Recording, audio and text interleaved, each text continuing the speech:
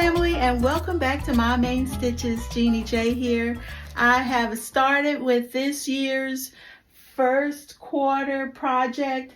I finished the muslin. This is looking nice, but it's just a muslin. So I wanted to share some of the things I learned about this new look, this easy new look pattern in 6736.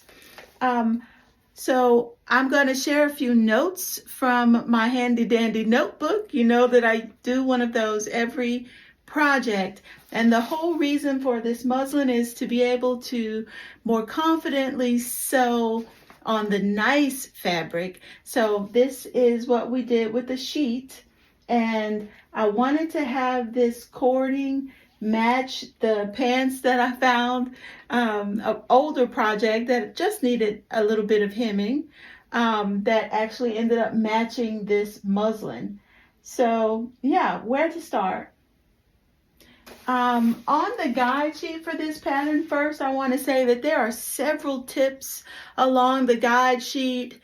Things like use when you're putting in, and let me just show you the back of the top here.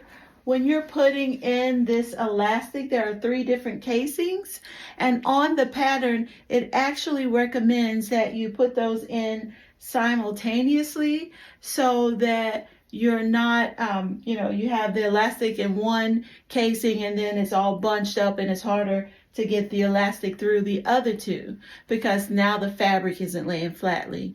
Little tips like that go a long way when you're making these projects so that they turn out to be what you want them to be.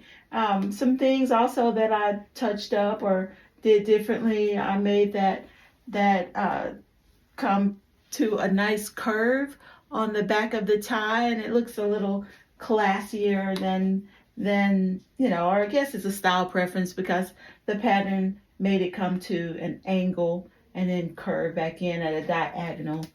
The other thing that I learned was when you are doing cording and piping, whatever you want to call this little brown piece here, and the pattern does not call for it, you have to get really creative in terms of how you want to put that in. So what I did was just tweak the pattern a little bit by instead of just doing the serger for the raw edges, I came through, and I don't know if you can see that from there, but I'll make sure and do some close-ups for you to be able to see what I'm talking about. So I did the serger on the raw edges, and then I sewed the cording on the right side and then folded it over and then did top stitching. When I did that, I learned that since I did that, the back piece was not long enough for the hem to cover the cording. So I added a piece of bias tape there. One thing you want to do when you're being really creative with these patterns, like, for example, they don't call for top stitching, but I'm a top stitch queen, so it makes it look so finished and nice. But when you make embellishments and adjustments, style preference adjustments like that, you always want to account for that on your pattern. And the cute thing about this top too is it's made with a bra underneath. It doesn't really have like a front piece like it has a back piece. It's best to think of this bra as the front when you're sewing it, because there is one confusing step, I think it was step 15, where it doesn't look like it's telling you the right thing to do on the guide sheet, but it is if you consider the bra as the front piece. All in all, I really enjoyed this. And when I go and do this on my nicer fabric, I feel confident that it'll look great. Okay, but last thing, this dress you may have noticed hanging over in the corner where this dressmaker bodice usually lives. This dress that I have on has been hanging on this for a long time because I bought it a little too small some time ago.